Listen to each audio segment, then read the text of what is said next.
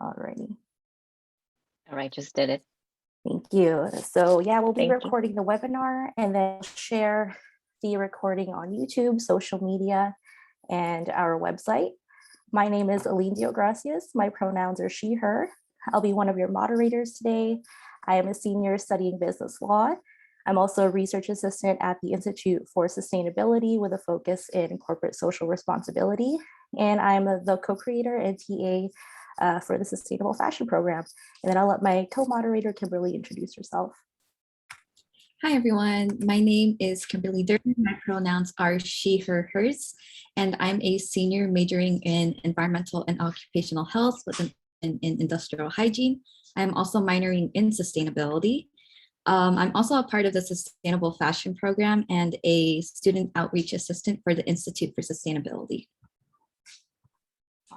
And today's workshop theme is current and future directions in sustainable fashion. This is a part of the Sustainable Fashion Program. This panel discussion is sponsored by the Institute for Sustainability, the Los Angeles Cleantech Incubator, or LACI, and CSUN's Campus Quality Fee. Today, the first 30 to 45 minutes will be the panel discussion where Kimberly and I will be asking questions to the panelists. And the second half will be a Q&A with the audience. So before we begin with the introductions for the guest speakers, I'd like to invite Dr. Zappia, who's the director for the Institute for Sustainability, to say a few words, as well as Dr. Chung, who's a professor at Family and Consumer Sciences and is a creator of all of this amazingness. Thank you, Aline. I'm going to let Dr. Chung really take it away, but I wanted to just thank Aline and Tracy and Lauren too from LACI, which I'm sure Tracy can talk a little bit about LACI, but LACI, LA Cleantech Incubator, has been a partner of CSUN for a long time, and I met Lauren last year, and I met Tracy a couple of years back, and so excited to see this whole program take off under the energy and leadership of Aline and Tracy. So really honored to have our guests here today, and looking forward to have more conversations too. We're really open to opening up beyond just talking and doing things like, for instance, we just started a little sustainable fashion farmlet with one of our agroecology students who's planting, I think she's planting flax and a couple other fabric-oriented plants. So we're really open to those kinds of collaborations institutionally and individually. So with that, I'll leave it to Tracy. And again, thank you to LACI for partnering with us and supporting us on this. Hello, everyone. Well, first of all, thank you for being here today, our guest speakers and our audience. I want to thank you, especially Dr. Zappia. This is a wonderful opportunity for us to be able to have a place that we can talk directly with industry professionals and practitioners to understand a different perspective of sustainable fashion. So I actually have a long relationship with our guests today. Leslie is actually is my graduate program advisor. I did my graduate program at Oregon State, and Abel, I met Abel over 10 years ago when I was an intern at the Columbia Sportswear, and probably he doesn't remember me at all, but you know, here we are. I connect him on LinkedIn. And Taylor and Carrie, we met last year in this Earth Day workshop hosted by Sustainability Center. So again, thank you very much for being here. Let's get started. Thank you. So on to our guest speakers. Today we have 4 distinguished speakers with us, and I'm very excited to hear from all of them. I'm sure everyone is as well. Thank you all for taking the time to be here. I know you all have very busy schedules. So today we have Dr. Leslie D. Burns, the president and founder of Responsible Global Fashion and Professor Emeritus at Oregon State University. We have Abel Navarrete, Vice President of Sustainability and Community Impact at Columbia Sportswear Company. We have Taylor Heisley-Cook as the co-founder and CEO of the Hurd Co. And we have Carrie Ann Frericks, founder and executive director of Circular Fashion LA. So thank you again for being here. I'm super excited. I guess I'll go ahead and let the guests introduce themselves, just a brief background since we'll be going into more detail about yourself, your role, how you ended up here. So please, whoever would like to go ahead, feel free. I can go ahead and get started. I'm unmuted. So I'm Leslie Burns. I was on the faculty at Oregon State for about 30 years and then started my own educational consultancy that focuses on sustainable fashion in the broader sense. So environmental, social, cultural, and economic sustainability. I've been researching these areas for about at least 25 years, and have been involved in a lot of different aspects of sustainability, eventually into books. So I'm author of about 10 books, over 30 business case studies, and around 75 or so research articles on the global fashion industry's consumer behavior and sustainability. Thank you. I'm glad to be here. Yeah. I need you to autograph this at some point. Okay.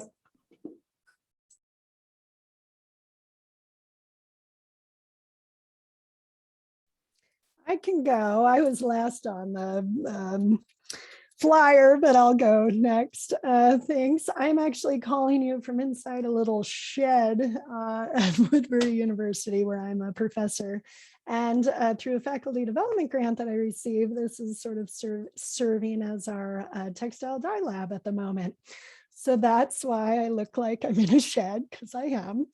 I'm the CEO of Circular Fashion LA. We're really working to tackle the post-consumer clothing problem before it gets recycled, so very much in the upcycling space. And there's a lot of challenges in scaling that on a proper business level, because it's very unique and one-offs, and you work with a certain amount of margins. So those are a lot of challenges we're tackling right now. And then I'm also, like I said, a professor at Woodbury University, and I pitched a sustainability and circular economy class to the fashion department that is being offered now. So I teach that right now, and and I'm excited to be here. And thanks again for the invite, Tracy.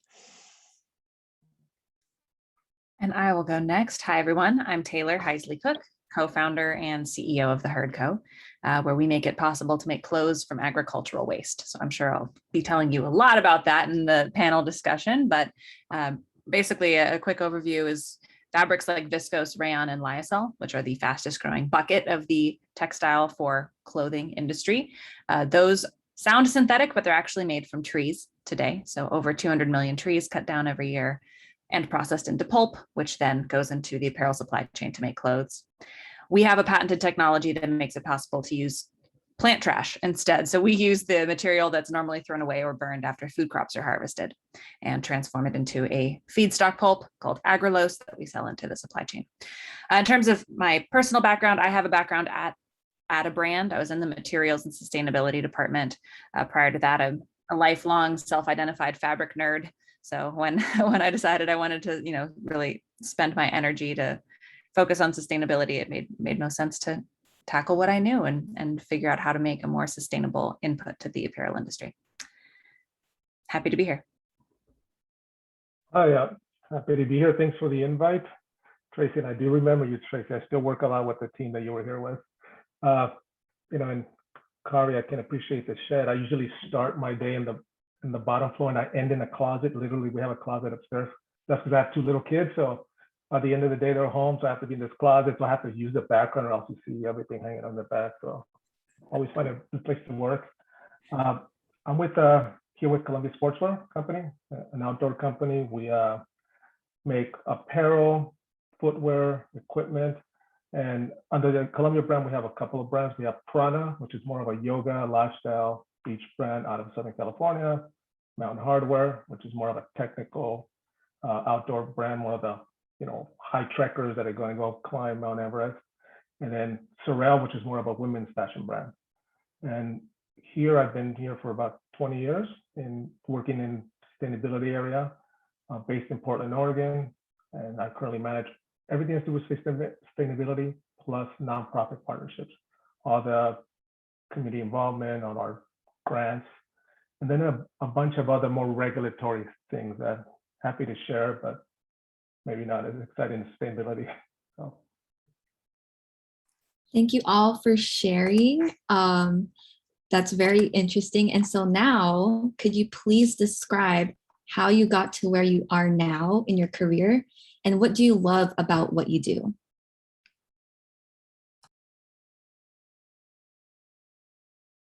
And anyone can go first. I can go, and maybe I can pick on someone after so they can. To be honest, so I started my career at when I was still in college in the field of both. It was simultaneously about sustainability and the apparel industry. So I actually went to another Cal State school, Cal State Fullerton down in Orange County, and my last year there, I started working with a small firm that back in the late 90s. I don't know if kind of people that go to the students, you probably remember, but there was a lot of brands that were getting a lot of pressure around forced labor, labor, especially in the Los Angeles garment industry, New York City, and then some in Central America. So I started my career there, going to these small factories on a Saturday or a Sunday to see if people were working, and marking time cards, and then going back to work, and then the next week going back to make sure people were being paid. So really started on the ground when this started becoming a topic more about human rights, because I think sustainability, that's kind of where it started when it came to our industry. So doing that through the last year, and then full time when I graduated and started working more with other bigger brands, the retailers, athletic companies, and helping them map out their supply chain. Where things are made, how are they made? So it was a very different time back then. You didn't have, degrees in sustainability. You didn't have, certificates. It was more people that either worked in the industry for a long time in a factory, then jumped into this area. I think we were some of the first class that came out of school that started doing this. So it was an interesting time. I mean, got to see some of the first offshoring, visited some places in the south of the US, the factories, with people working, and then coming back a year later and seeing all these jobs offshore, people that were making a nice living, and seeing these factories shut down and people not retrained for new jobs. It was and you can see just how things progress, different industries followed, but it's been quite some time. Maybe Taylor, I can pick on you. Absolutely, you can always pick on me. So we are, I made a very intentional career pivot in my late 20s. So prior to entering the sustainability field, I was in a completely different industry. My undergraduate degree, I did my undergrad at Northwestern, and I was a musical theater major. So I came back out to LA and was acting and singing and teaching musical theater to children. I had a musical theater school for kids that I ran in Los Angeles. Did that for 5 years.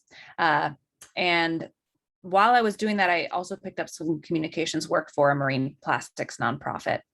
And as I mentioned, I've been a lifelong fabric nerd. So when I started looking into this plastics problem, I got very fired up and felt that was really a problem I wanted to spend my energies solving, specifically how plastics are used in the apparel industry, how plastics are used in consumer goods, and decided or realized that in order to do that, I needed to go back to school and learn how to learn those tools to analyze new materials and product design and how to design sustainable products.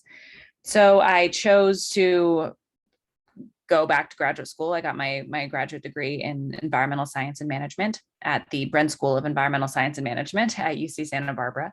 And while there, I proposed what is now my company as my graduate thesis. So started it as a graduate thesis. While I was in school, I began working, I immersed myself in the industry. I got a job at a brand in the materials and sustainability department. So I could make sure I really understood what was going on and what brands needed, how best to integrate a new material to supply chains. And interestingly, actually, the woman that I was hired by at the brand, she now works for me at the Hurd Co. So that's how I got here. After we finished graduate school, my co-founder and I launched the company, and it's been 2 years. I've been full-time with the company for 2 years now. So a bit of a noodly path, but got here in the end. All right, and I'll pass it off to Leslie. Great. So similar to Abel, my interest started also in the late 1990s. I was a faculty member at Oregon State, and I was teaching and conducting research on fashion industries, retail, and consumer behavior. And of course, that was the time when the news was bringing out the problems with human rights in sweatshops and environmental impacts. And I began to feel really uncomfortable teaching business practices that I knew were contributing to the depletion of both natural and human resources. So I did some soul searching, and I realized that the best way for me to make a positive difference was through the hundreds of students that I taught every year.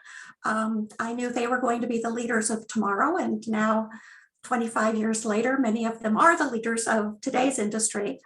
I also started researching and reading everything I could about the topic. I also completed the lead factory auditor training course that was offered by the Worldwide Responsible Accreditation, Accredited Production Organization. I attended industry forums. The annual Ethical Sourcing Forum in New York was a wonderful resource. And I visited dozens of apparel and footwear factories around the world. In about 2015, I started working on a framework of strategies around environmental, social, cultural, and economic sustainability in fashion.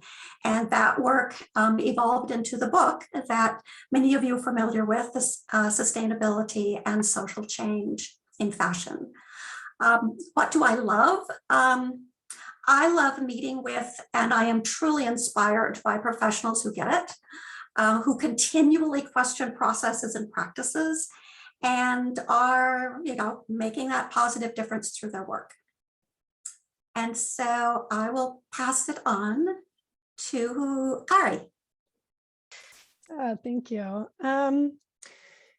I've always been entrepreneurial, independent spirit, which has, through either naivety or, just stubbornness of needing to go out and do things and figure things out on my own. So I very much led the entrepreneurial path. And I've seen some moderate success. This is my third now go at an, official business that I hope to scale and take it up. And I think now, you pay those expensive trial and errors your first and second time around figuring those things out. And I feel like, finally at a very good space of both just education, competence, capability of getting it done. And I continue to have that scrappy naivety entrepreneurial spirit that doesn't let me not stop going and figuring things out. So I tend to be a little bit of a rule breaker and a rebel in that sense, in that I was very traditionally within the fashion industry and just got so disgruntled and it's just sick of the consumerism and an overconsumption and just produce. And I was working in the wholesale side of the business, and that was just so finicky that I actually left and went to a completely different industry and worked for someone else for a while. And it was the thing called the circular economy, and just drinking in all the research that the Ellen MacArthur Foundation offered, that circle economy, that global fashion agenda. And like Leslie, you have responsible global fashion, was drinking everything and decided I didn't want to do it the way the industry's done. And I took the disgruntled insights and just kind of created a business model that's flipping things on its head. And I believe that's true problem solving. And what I love most about it is that problem solving of looking at in the sense of the space I work at, you look at the materials you have available, and from that, you figure out what the heck can I make from this that's useful, that's needed, and that's not just novelty redundant. And that's a huge challenge because traditionally, you know, you as fashion designers, we sketch and come up with our idea, then we go source our material and we make it, and it's exactly what we want it to be. But we do it the other way, and it's a challenge and it's beautiful, and I use every resource that comes my way to climb up in the Tower of Life. So I do want to share real quick, there's a series of events coming up. I'm going to put it, not screen share, chat is what I meant to do. Here you go, Circular Cities Week, not that. Here, Circular Cities Week, events for all of you to be interested in. Here we go. You can find all of them, from food composting, fashion, textiles, LACI, the Cleantech Incubator, is hosting some events as part of this. Please check it out. Go register. They're all free and they're all next week. So I appreciate that, and I'll leave it at that.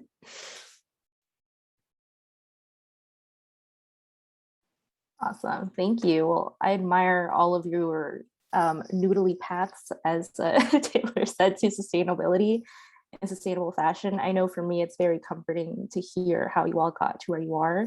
I think me and a lot of students watching here can relate to the fact that we're all very frustrated with how things can be going, and we want to empower ourselves to do something about it as incoming professionals. So thank you all for speaking on that experience.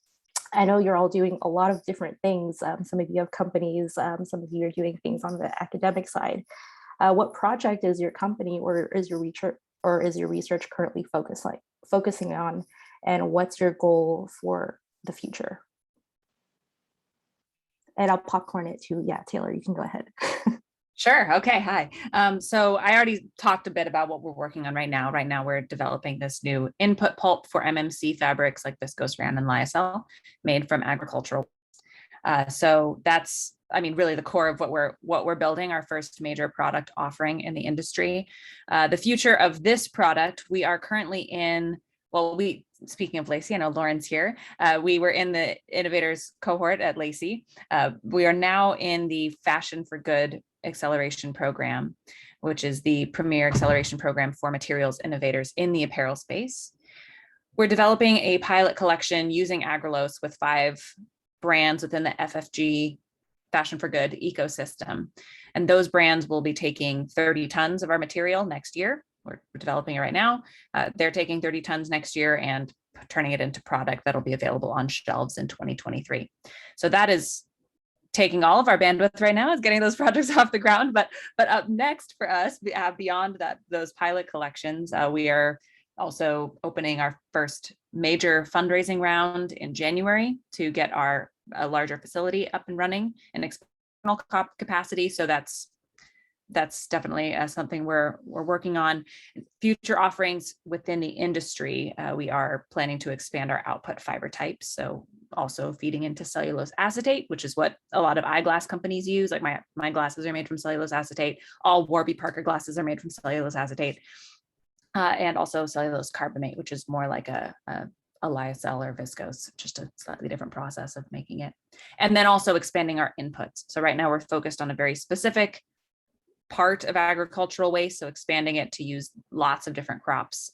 That is what we will be working on. Oh, and I'll popcorn it to Abel. Okay. So, a couple of things that I can talk about that we're working on. So we're in the outdoor industry, right? In the outdoor. So everything we do has to do with people having access and using outdoors. So one of the big projects we work on is getting access to the outdoors for underrepresented communities, maybe that are using it, but maybe they're not being represented correctly. So by that, we fund projects that they're already working on, amplify the message they're trying to get across, it's whether it's a group trying to get kids from the inner city into the outdoors, because sometimes you don't realize that the outdoors is close by, a mountain, a stream, but even if you're 20 miles away, sometimes it's difficult to get there. So by either helping them busing or some other way to get in there, or having those programs come into the city, getting in and out. So that's something that we're very focused on for the next few years, how to increase that, how to work with other companies that are doing the same. And then the other one is, how do we clean up and protect the outdoors, right?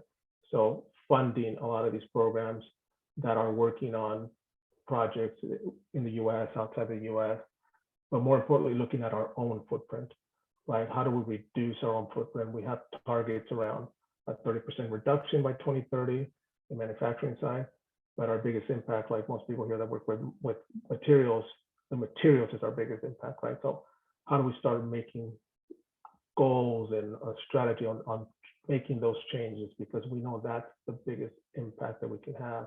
It's how do we change the product itself? And the product is the one that people feel and see and can use every time. It's the biggest. So those are the two that we're focusing on for the foreseeable future. And I'll pass it over to Kari. Thank you. Yeah, I mean, the outdoors is why we're all in this, to save the outdoors, right? Just like Taylor with trees and rayon and lyocell. Just so many people don't even realize that those come from trees, and there's a major problem with global deforestation in the industry. So I really appreciate that. My current projects we're working on is, so when I originally got started, it's very much in the upcycling, and it was very much like one-off pieces of clothing, but very big challenges come around scaling on that, from inventory management to, gee, you only have one of that. You can only put it, like, can I put that on 5 different sales channels? Like, that doesn't really work. I have to photograph each and every single item. Like, what's going on here? So there's like so much that you have to do for each product. And what we're really focusing in on, and I feel becoming successful in, is finding, amidst all the clothing that is accessible via post donation, post consumer, just pre-landfill, in it are very big categories of clothes. And what we're working to do is kind of focus on specific categories of types of clothes, and then reworking into products that are still one of a kind and one-offs, but it's more manufacturable, and you can streamline the process beyond the one-offs. And a key way we're tackling that, so we can just completely avoid the inventory management problem to begin with, is tackling the problem at the source before it even leaves the closet. So all of us have clothes we don't wear that are still in our closets. Some are bagged up. We haven't donated them yet. We think we're going to sell them, but that takes effort. Maybe we'll do a clothing swap, etc. So what we're doing and are very excited about is actually considering what are in closets that's not being worn, and how can we help customers make fresh, new, individualized clothes out of those investments that are just sitting unused in their closet. And in that sense, it's more of a product as a service that we're performing, that replicable service for a vast variety of clients, to just prevent the landfill waste from the beginning. Now, granted, we'd have to scale it unbelievable proportions for that to make, an impactful difference at the amount of clothes going into landfill. But the education of, because we've probably heard the stats, when we donate to Goodwill, when we donate to Salvation Army or Women's Shelter, wherever we donate to, it's an alarmingly low amount, 10 to 15%, that really gets reused and resold back into the public. And the rest of that, gets baled and shipped overseas to developing countries, which harms and damages those countries. And that needs to stop. It's a shift of the problem and not a solution of the problem. And companies like mine, face challenges of scale in a not mass manufactured capacity is is really that very fine space in between. That is like that space we have to figure out, because when you work with one-offs, it just can't be every single unit that you sell. That's too small of a margin. It's not enough scale. It's not enough profit.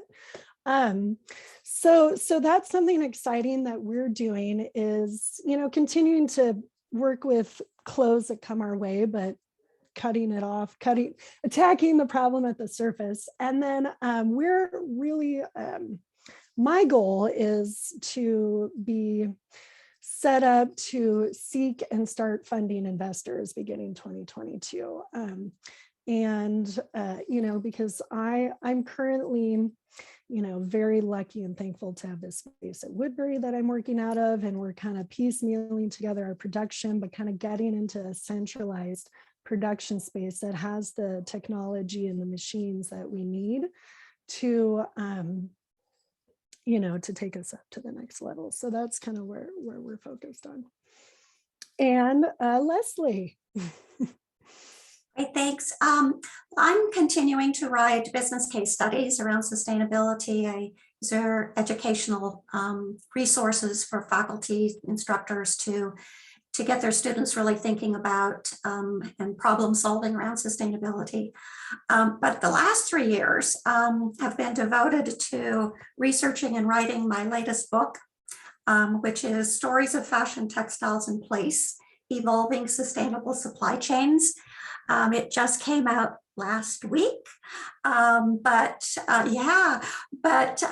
got word from my editor that the US distribution, the boxes of books are in a cargo ship somewhere stuck. So they're hoping that it will get unstuck sometime in November. But anyway, it is out. This book, started when I was writing Sustainability and Social Change in Fashion, and it follows the journeys of 5 fashion brands. And these are fashion brands. There's lots of ways that companies create and have maintained sustainable supply chains.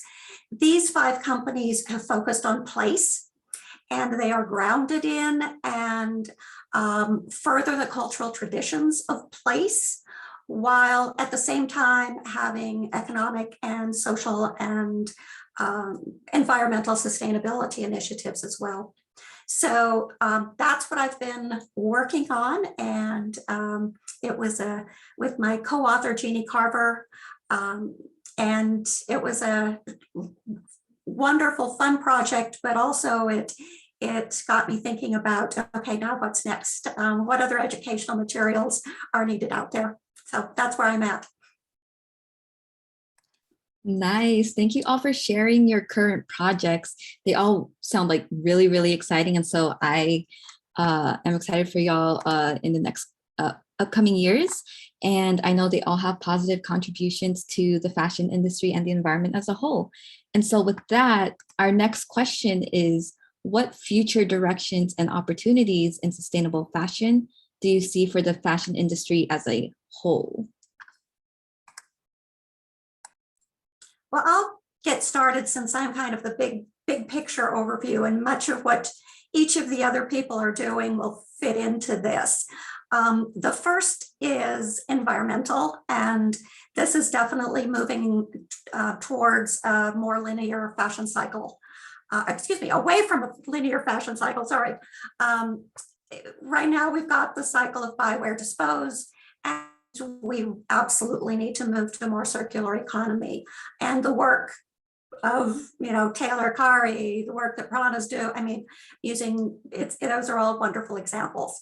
The second area is around social and cultural sustainability and the valuing of human resources, engaging workers, and continuing to improve the working conditions and fair pay, and just making sure everything's working correctly. What we've seen recently is that mobile technologies are playing a really important role in getting accurate feedback from workers, and I can see that continuing in the future. And the third area is how do we get consumers to change their mindset? We need that.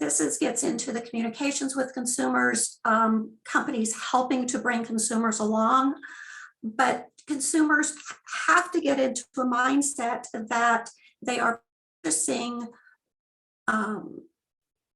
products that are valuable resources, and that this is not simply a throwaway kind of resource. And they're very disconnected from the processes and from the people who make these products.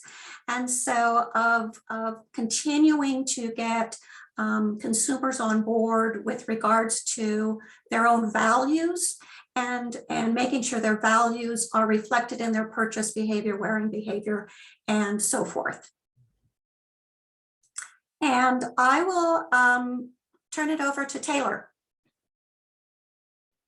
Thank you for that summary, Liz. I think that was a great way to kick this off. I mean, I think, we have seen, fortunately, the brands are making these big commitments to reduce their impact. They're making carbon reduction impacts, and I'm sure Abel can talk more about this, but they're making big promises, and now they're really starting to deliver. They are seeking out different ways of sourcing materials, because ultimately, as Abel mentioned earlier too, these goals aren't achievable unless they change the type of materials they're using.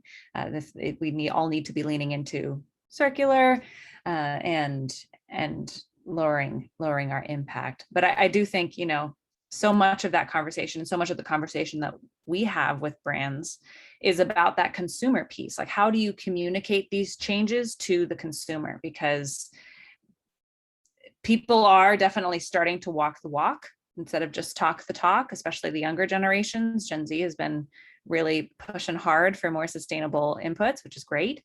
So how do we translate? How do we, as a supplier, as a pulp manufacturer, give our customers the tools to talk about what impact they have by switching to our product? So that's a big part of supporting that change and empowering that change. But yes, again, leaning into the circular economy, getting the message through to consumers, and encouraging and supporting brands in the transition to more sustainable materials. And I will pass it off to Abel, since I referenced him twice in my answer. Okay. Exactly what you just said. I just feel that we're in such a pinnacle moment or change in sustainability when it comes to fashion. I mean, in the past, when you thought about sustainability in fashion, you thought about a handful of companies, right, that were known for it. And with that, you expected a high price point, right, of I'm going to pay so much more because they're going to cost me more. But now a lot of it has changed, right? That's why you're seeing so many companies with these goals, or so many companies that you wouldn't expect in the fashion industry that are now having sustainable product. And the reason for that is a few, right? One is this type of material is more easily available. The pricing has come down, so people can use those. And I'm talking about what we used to traditionally think of sustainable, organic, recycled. That's one. Another one, we see a lot more regulations going around this, right? Especially in Europe, right, what you can call sustainable and so forth. But the most important thing, at least what we're seeing, is obviously that relationship that Leslie and Taylor talked about with the consumer. We're seeing that. I mean, that's changed so much. I mean, a lot of this now has gone from, I'm going to get some sustainable and I'm expected to pay more for it. But that's no longer the expectation right now. It's now, well, at least with the traditional historical sustainability, I'm just expecting that it to be in there for the same price. And that's the right way to go, right? I mean, that's what consumers are saying now, especially the younger ones. But also, more importantly, this relationship with brands and consumers has also shifted, And by that, you see, especially with the younger generation, that this loyalty to a brand is no longer there, which is not a bad thing. And by that, I'm saying, if you were a purchaser of a certain kind of computer brand, you stuck with that, right? And you didn't matter what, right? Brands demanded complete loyalty from their consumers, right? You can only buy from this type. You're my consumer, not that competitor, right? And in return, I would just sell you more stuff. So I would expect from you 100% loyalty, but I just sell you more things. Maybe sometimes you get a sale. But now what we see now, consumers, they want to align more with companies that have the same values as them. And that, a lot of that is sustainability, right? Or stand for something that they do. So we're seeing a lot of that, more, a lot of the pressure of the consumers for companies to do more. So you're seeing that shift, and which is, to me, is leading to some great stuff, innovation, right, around this stuff. I mean, Taylor talked about what the great things you can do with, natural fibers. And then Kari talked about these new models that are coming aboard, right? About taking old product and making something new or extending the life. And so the innovation happening around this next step, sustainability, is pretty exciting. It's just coming out of nowhere. It's just different because we know what recycled is. We know what organic is. That's there. But what is the new solution to that? It's very exciting. And I'll pass it over to Kari. Thank you. And I will expand on your innovation talk. I think the biggest problem and issue right now that is faced is fast fashion companies have arbitrarily priced the product so low that there's no other way to manufacture it than using populations who have no other option. And people have become used to the cost of the clothes and what they can get for this, so much so that now they think something that's $60 or $70 or, God forbid, over $100 is out of reach and luxury and unattainable. Most of the students I teach think a $30 top is expensive. And the fact is that automation, I think, is the way that we have to go. I think these fast fashion companies need to bring their prices up to reflect actual realistic labor laws, because it forces other companies to have to compete on that, in such as, like, I've chosen a price point for my brand to be very solidly below 100, in like the $30 to $70 range. So it's affordable, we can compete, but it's not possible. It's too good to be true to get a pair of $10 jeans. It's completely too good to be true. It's too good to be true to get an $8 bra. It's completely too good to be true. And until those types of products kind of phase out of the market, because price is always the number one option here, there's no other choice but to either be luxury or compete on these prices until customers can understand that it does not cost $7. It actually costs, like, God forbid, $25 to have this piece of clothing that is manufactured in an ethical way from materials that aren't harming the globe. And I do think the answer to that on the other end for competition is automation and figuring out the technology and the ways that we can automate, which is something that I am incredibly focused on. And a part of the grant that I got from my university was the research and development that we are doing. Because I want to be a brand who offers high-skilled jobs that are supported by technology to offer a product at a competitive price, not have a product that's outsourced to the lowest wage possible under working conditions that just aren't acceptable to yourself. And so the bottom, and there's always bad actors. So I don't know if that bottom level of price will go away. I think it always will be there. There will always be people making it good to be true. But we can compete with that through the marketing and education and investment in automation, because fashion was one of the first industries to automate, and now we're like one of the last to re-automate in this new form. But there's a lot of wonderful investments happening in that sector, and I think that's the direction it's going.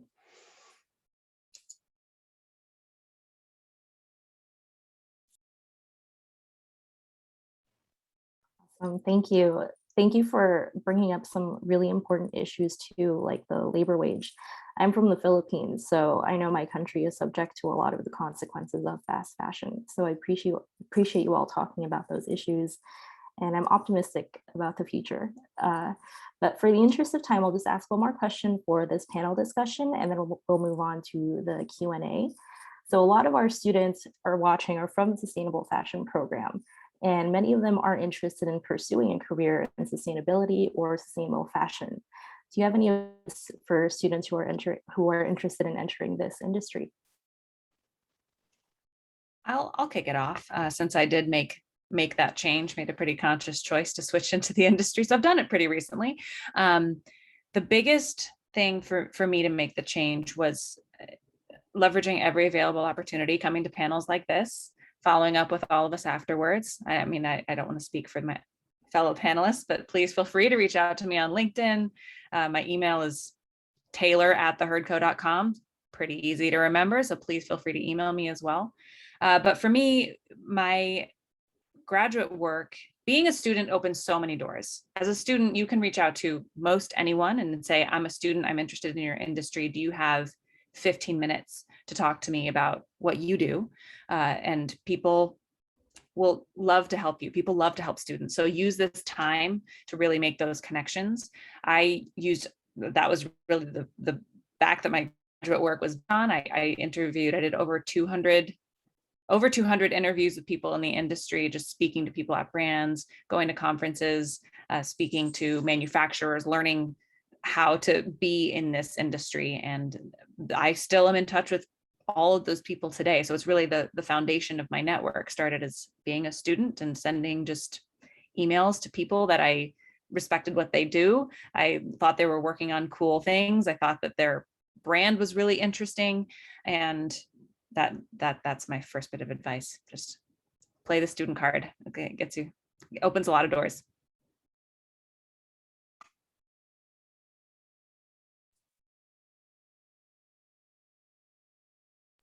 Okay, I can just. Yeah, sorry, popcorn. No, yeah. I mean, obviously everything that Taylor said, just networking is huge. But once you do get that phone call, that interview with someone, that information interview, your research, and not only necessarily on the person you're going to talk to, but that industry they're in, right? The company they're calling you from. I mean, there's nothing worse than talking to someone that thinks you work for another company. It's like, oh, your company, Nike or this. Well, that's not the same company. But do your research, especially on that industry. What is that industry? Because it's very different if you're talking to someone from like a fashion brand. It's very different than somebody from a team sports company, right? Or from an outdoor company. They're very different. I mean, obviously there's design, development, that's not any different, but the consumer is different. The way they market is different. The way they look at it is different. The industry culture is different. Therefore, the company culture is different. So learn a little bit more about that. And again, if you're interested in going into one of those areas, maybe decide which one is for you, right? Do you want to be in a fashion environment, or do you want to be in a team sport, in a sports environment or an outdoor environment? Because that's going to really help you decide if you want to do this or not. And if you do want to go into the industry, you don't need to be a designer, you don't need to be a developer. It helps, but I mean, some of our biggest departments are IS or finance. It's very different, right? But they get to work in an industry they want to be a part of, right? Because they take something that they're good at, maybe they're good with finance, the numbers, but they want to be in an outdoor industry. So they get to use that, that's the playground and everything, but they use something that they're very good at. So be open to it, network, and do your research, I would say. Sorry, Leslie, I'll pass it over to you. All right, thanks. So as a faculty member, I had lots and lots of students who would come to me and say they wanted to be in work for a sustainable company, or they wanted to get into this and change the world, which I was like, yay. But they oftentimes said, well, I want to work for Patagonia. I want to work for Prana.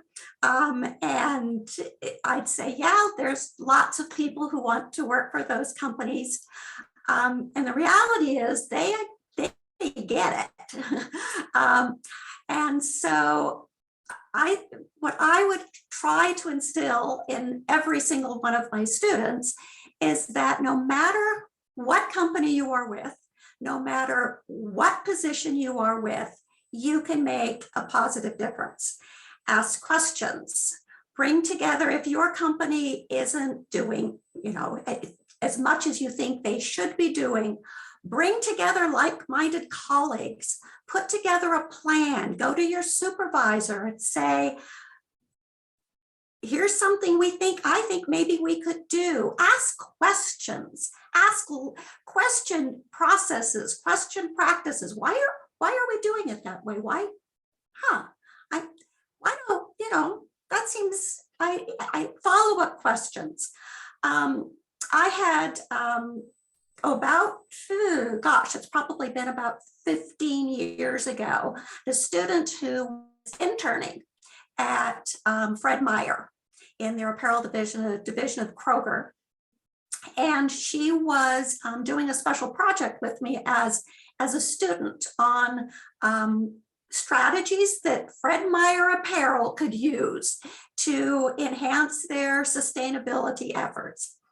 And she took it to her supervisor, who went, oh my gosh, this is amazing, who took it to her supervisor, who said, well, so to the student, why don't you lead a group to look at ways in which we could be more sustainable throughout the company?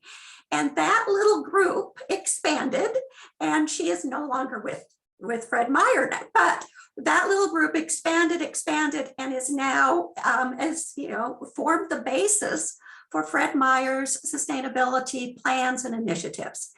Now, it was 15 years later, but I think it's a great example of she was an intern, no matter where you are in the organization, no matter what position or what company you are with, you can make a difference. And the resources are out there. I'll just echo network. And I'll turn it over to Kari.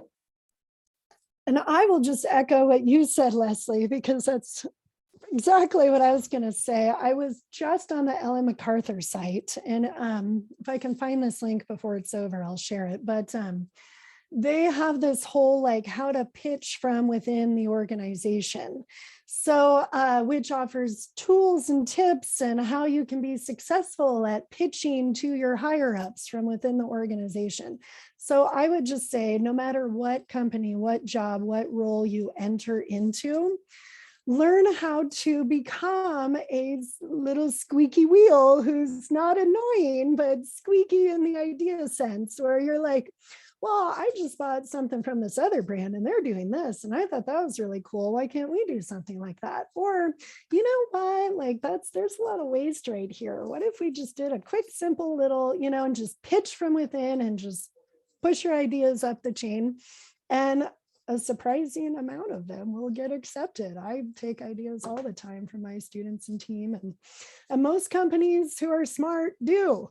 So, pitch from within. All right, thank you so much for answering that. We're actually gonna go into our Q&A portion. We do have some questions that were submitted prior from our sustainable fashion ambassadors. And so I'm just gonna go ahead and give out 1 to 2 questions, and then we'll go ahead and get the ones from the chat box. So the first question is there such a thing of true sustainability in the fashion industry?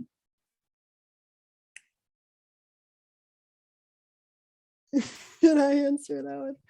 I think, well, there's a difference between sustainable and regenerative, and there's a way to be regenerative. Sustainable is riding the treadmill of not doing bad. Regenerative is actually doing good.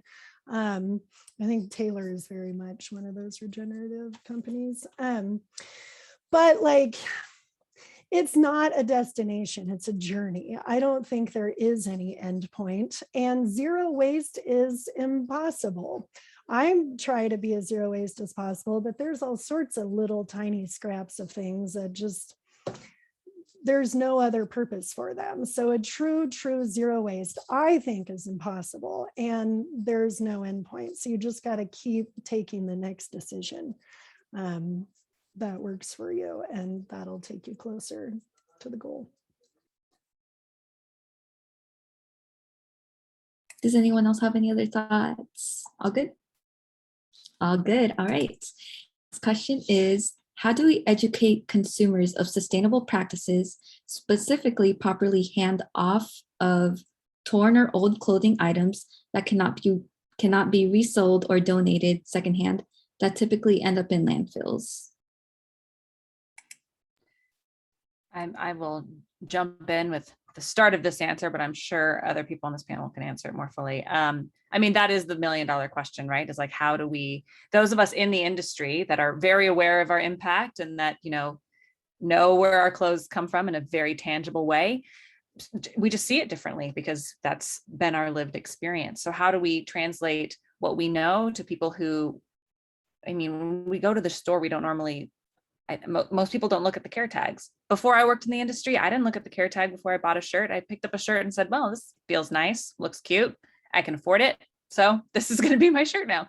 So, how do you teach people to take that extra step? I think that is the $1 million question.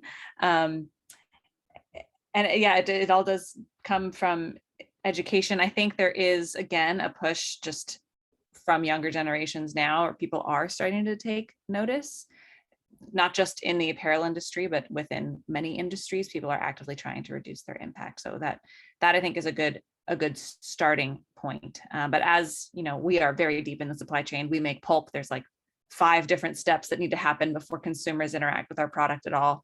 I mean, our consumers are really manufacturers themselves. So, but the people that actually wear clothing, there's a lot of things that need to happen before they interact with ours. So we do our own educational outreach initiatives, but it can only have so much impact when we're so deep in the supply chain. So I'll pass it off for somebody else to expand. Yeah, it's not easy. But Taylor, good point. I mean, it's we look at, for example, our company, our consumer is such a wide range of consumers. We have the environmentalist, right, that really cares, whatever, that wants to do the right thing, knows how to do the right thing.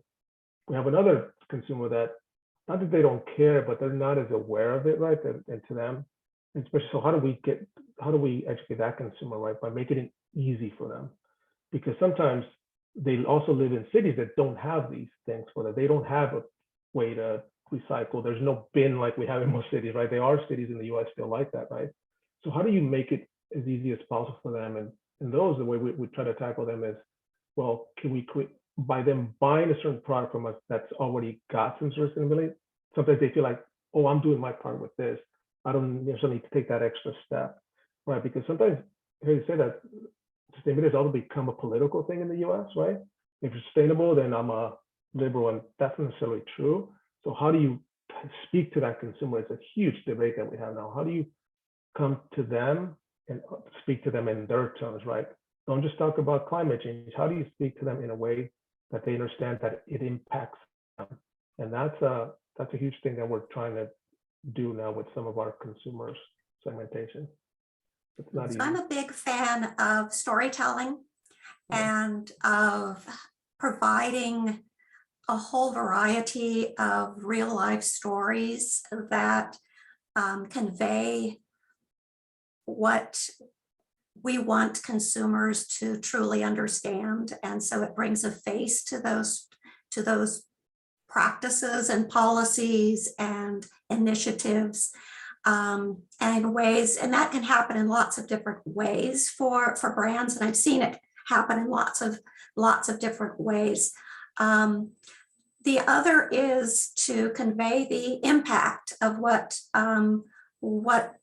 the brand is doing, or what particular products are contributing in terms of that storytelling. So but I would agree with everybody else. That's, if we can figure that out, we're one big leap, but it's a tough one. Yeah. And I'd just like to add, the people shop for clothes, number one, because you have to wear clothes, and number two, because you need some new things in your wardrobe. Sometimes clothes wear out, sometimes your style changes, your bodies changes, and you need new things. So the sustainability aspect is almost like this, it's like the second story, because people are buying the product that they need, that fits their need, that fits them, that's the price, and it looks how they want to look. That's the reason they buy the product in the first place. So if you can appeal to that and then have the sustainability aspect as like, and it's even better because of this, then I think that is the true way to go, because everybody cares about sustainability, but what I need right now is a shirt for my date next week. That's what I need, and I'm going to go solve that however I can go solve that. So I think it's very important to not lose sight of the product through the sustainability, and to make sure you're offering a product that, people want. I would just add, really quickly before we switch to a new question, is that there is so much pressure on consumers these days to make the right choices. And yes, we should all be doing our best to make the best choices we can. But ultimately, it really needs to be up to us. It needs to be up to the companies that are producing these things to produce them in a responsible way, because we're the ones who are making the impact true. I mean, people are buying it, but we're the ones doing it. So I think it really the focus needs to shift to brands. And I know everyone on this panel, we're already doing what we can to shift the industry as a whole. But that, this whole idea of, I've heard it referred to as green bundling, right? Where you offer a product that's sustainable, but you don't necessarily talk about the sustainable aspect. That doesn't become the reason the product is purchased. So for example, like a Tesla, it's a very sustainable car because it's an electric car, but none of the branding is about how it's a sustainable car. The branding is how, sleek the car looks and how fast it goes. And it's marketed as a sports car. It's marketed as a high-end car, not a sustainable car. It's not marketed like a Prius. So I think that's really where we need to head. We need to, as manufacturers and brands and however we are in the industry, the onus needs to be on us, and then the consumers get to benefit from that. That's a lot of really great insight, especially with the Tesla. Yeah, you're right. They really don't promote like sustainability. So thank you all for sharing. And so I'm going to go ahead and read off the questions from the chat. So the first question is from Sadie. What is the most exciting aspect or your favorite part of sustainable fashion to you all? I'll jump in since I was already off mute. I don't know if this is about sustainable fashion. I think we've talked a lot about sustainable fashion and the different ways that fashion can be sustainable, but working in sustainable fashion, I will say that part. I mean, for me, of course, brands, there are brands that compete with each other, obviously, but being in the sustainable side of the apparel industry, the vibe feels different. There is sort of more of a vibe where a rising tide raises all boats, right? That if we all commit to a new material, or if we all support a new innovator in this space, then that helps all of us and helps us as a society. So that's been a really lovely thing to see, that, there's this pre-competitive collaboration where brands that you wouldn't necessarily think of working together are willing to work together to get a new product off, or new material off the ground. It's something I've seen on the, bringing a new material to market, seeing some of my peers work with brands that you would think are competing with each other, but in this way they're not. So that's something I've really enjoyed seeing in the industry. I'll just jump in on that, because I was going to say partnerships and the way that partnerships work and the way that companies have partnered. Good example, I'm wearing a sweater that's actually a renewal workshop sweater that they partnered with Indigenous Designs, which is one of my favorite brands. And so it's not only, it's organic cotton, and I know the co-ops in Peru where the women have been knitting. Well, actually, this is machine knit. They're machine knitted, and yet it was missing a button. So the partnership with Renewal Workshop, they put the button back on, and I now have a new sweater that is kept it out of the landfill. So the partnerships, and this is throughout, where companies have come together to really, as you just said, it just to raise it all, and that's been, I think, the most exciting thing I've seen. Yeah, I mean, just to add to that, I mean, it's just the collaboration piece is real. I mean, we collaborate with a lot of our competitors, not on launching products, but we do collaborate on tools, or we're measuring things the same, right? Because we all know that one brand alone can't do it. I mean, your impact overall globally is so small, but as a group, you can. So it's just that, being able to call someone at another company just to talk about something, a problem that might arise, or they put you in connection with somebody else that might be dealing with the same problem. I mean, been a great part of this thing. And we decided, we agree that we can work on these things, and let's just keep competing on design, technology, and price. Let's compete on what we usually compete, not this, right? Because this is just something that we all know is better for everyone. Yeah, and I'll just conclude that I agree with all of it. We're at an exciting new time, both scary and exciting new time. And the beautiful thing about fashion, because it allows for market saturation. We can be successful in a saturated market because there's so many personal preferences. There's so many body shapes. There's so many sizes. There's so many demographics to design for. And everybody has a personal preference that no one brand can own on that. And it allows for that. It allows for it to be okay for all of you design students on the, to come up and make your brand and compete with my brand, because there's room for all of us. As long as we don't run out of materials to work with, so yeah, I just think that's exciting.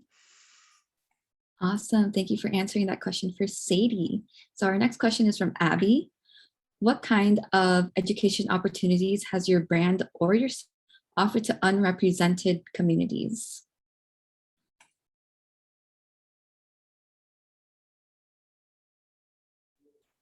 I can start with that one. I learned of a wonderful program through LACI that is the LA Tech Talent Pipeline, which is a great internship program where through them, as small businesses, you can offer a competitive paid internship to to the people in their network, which are low income, underserved. They work with a lot of like foster care youth and maybe youth who came out of the criminal justice system. And it's a really great combo of a service because it allows a company like myself to offer a competitive internship that's paid, that is like real hands-on experience to those demographics who may not have known of these positions to begin with. So I really appreciate that service that the County of Los Angeles offers. And if any, I'd recommend you to check out that program. So one of the things that in writing the Sustainability and Social Change in Fashion book, I was adamant about with my editor is that there was the phrase "and social change." A lot of the times sustainability books focus on environmental sustainability, sometimes social, very few focus on cultural. And I felt it was extremely important and fortunately have a whole chapter on diversity and equity and inclusion as a form of sustainability. And so I think, and social change. And so when we're talking about sustainability, to me, you can't take it apart from social change because both have to come together to make a difference. Yeah, I mean, our programs vary when it comes to this. I mean, we obviously there's the ones about providing access that I talked about earlier, but also we partner with other organizations that are focusing really on outdoor and maybe conservation. It's a group called the Greening Youth. We support them with grants, and it's educating mostly young and Black adults coming into either learning about conservation or learning about the outdoors. It's a great program, and we work with them for a long time. To also the Outdoor Foundation, the National Park, we help fund some of their programs as well. So there's a lot of out there. We just try to focus more on things that are going to be in our scope, which is outdoors, conservation, not just everything. Because you can imagine there's so many programs to fund there, but focusing something that maybe then not only helps those groups and opportunity for the people involved in those, but also starts to change the demographics of our industry. Because as you know, or expect, the outdoor industry as a whole is very white. So we're trying to, the outdoor industry just as a whole, how do you tackle that, right? That, people of all colors use the outdoor. but they're not as represented within the outdoor industry, talking about in these brands, in the national parks, in the forestry service. That's huge. And obviously the big one within that is a little bit more difficult to address is when you're talking about Native Americans, right? In the outdoors, that's a big one. I mean, it's there, historically, I mean, it's there. And so what do you do around that? So that's something that everyone is still trying to figure out. But a lot of work to be done with that. And we support as much as we can. But at the same time, want to be authentic, right? Not just want to throw it out there because as we all learned with what happened with a couple of years ago, I mean, you saw companies just throwing money at every social justice group that they thought. And a lot of companies were called out after that for a while, right? Hey, you're just throwing this money and now you're on your Instagram post saying something about social justice, but in fact, you do nothing like that within your own four walls, right? So I think it's changed a lot. I mean, and now you see a lot of nonprofits, especially around social justice, turning away companies. They're like, yeah, no, I know what you're trying to do. You probably just want to give me some money so then you can talk about it. But what else are you doing? What other commitments are you making to this cause? Not just give me money so now you can talk about it. So it's a good time for a lot of these groups that there's a lot of money coming to them, but at the same time they can ask for more and say, I want to partner with the right partners. I'll just hop on right at the end here to say those are all amazing answers. I think there's so many ways that we can all give back to our communities. For us, I mean, we're a new company. We're still building our culture.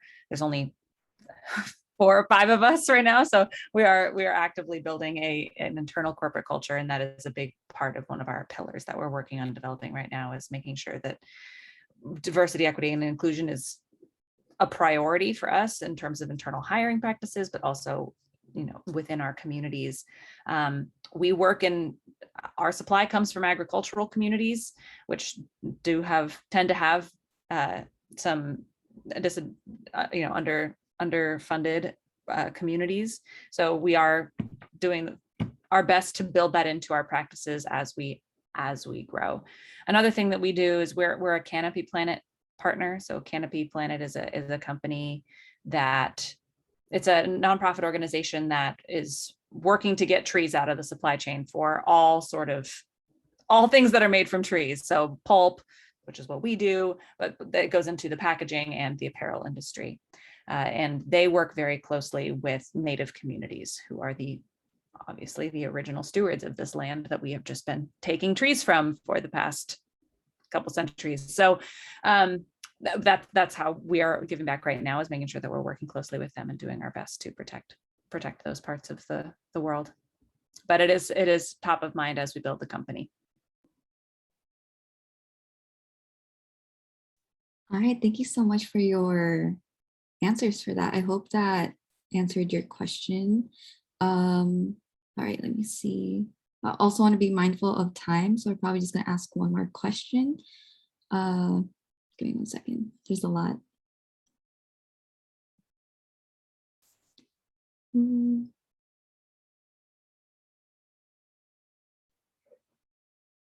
Okay, so Mardley's question: how do you manage your time?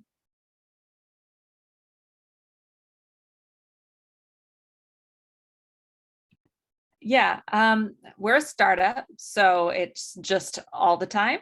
But it is, again, you know, coming back to building corporate culture, it is a priority for me and for my co-founder that we do build a culture where rest is valued and prioritized, right? So I don't expect anyone that works at the Hurd Co to be responding to emails after business hours. You know, I don't, and I try to live that myself. I'm not always great about it. I definitely do sometimes respond to those emails if it's really urgent, but trying to set those boundaries and live it, you know, from the top down, so that me and my co-founder especially, we've made that a priority, that we, as much as possible, try to, you know, say like, yes, you get this many days off, and yep, we're all going to take those days off, guys. We're not going to work through this time. We want to make sure that everyone prioritizes that. That said, it is a startup, so best laid plans sometimes don't go exactly the way they are planned, but that is the goal, to make sure that we are allowing ourselves to rest, if that's the right answer there. Oh, I do want to say, sorry, I asked the wrong question, but if any of y'all also want to answer that, there's actually one question for Abel. So do y'all, any of y'all want to answer the time management question, or? I'll just jump in super quick I think it's so important, the life-work balance. I think we're come out of the age, hopefully, where it's like work. And now finally we're in the age of like, hey, life should be more about than just work. And I am a startup also. And I just choose like the weekends, I don't work, and like, exactly, you have to have that work-life balance. And then it's just a very well-managed Google Calendar and lots of notes. That's how I manage my time. Thank you. All right, so this question was directed towards Abel, but after Abel responds, any of y'all can also piggyback off of it.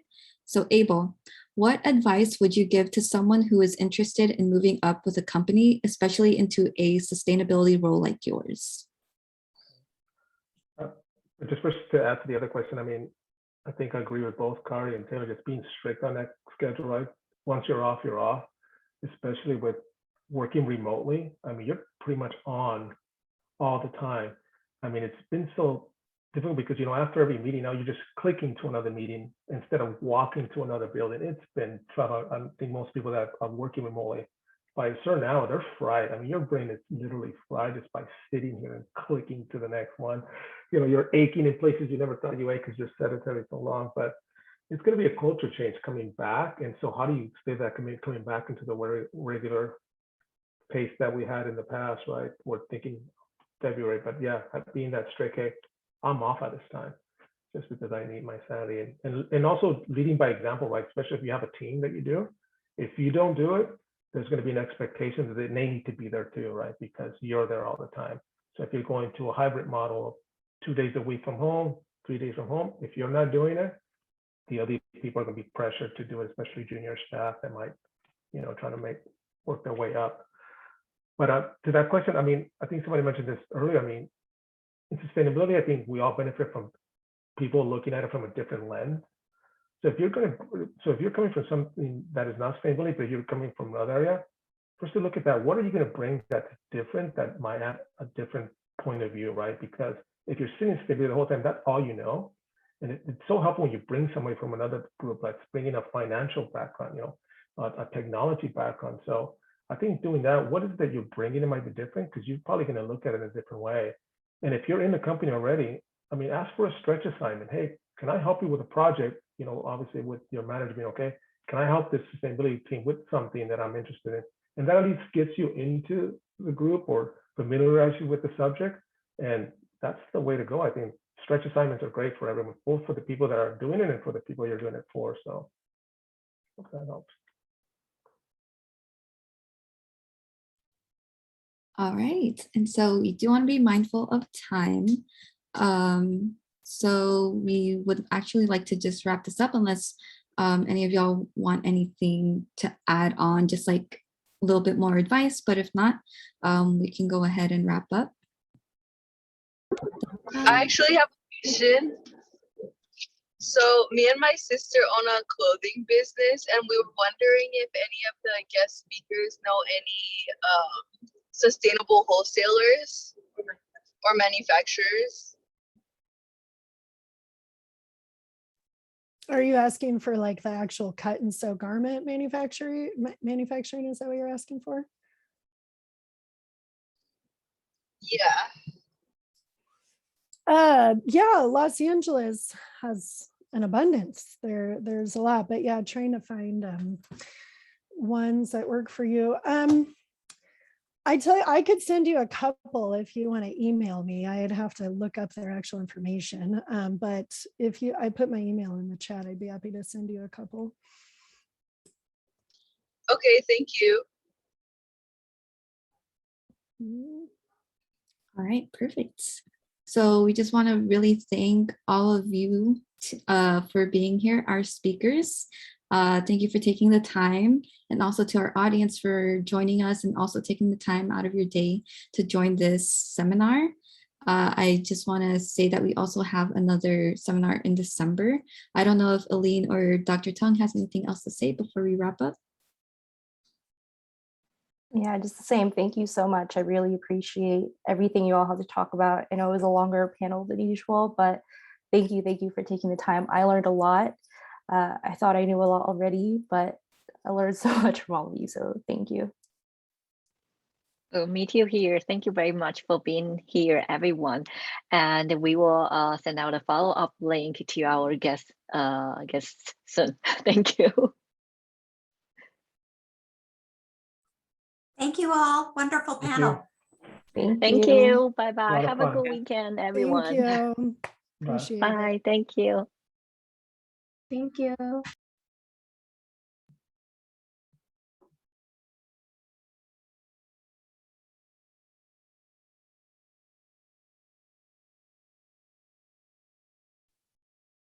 Thank you so much. Thank you. Thank you for coming. Sorry about that, but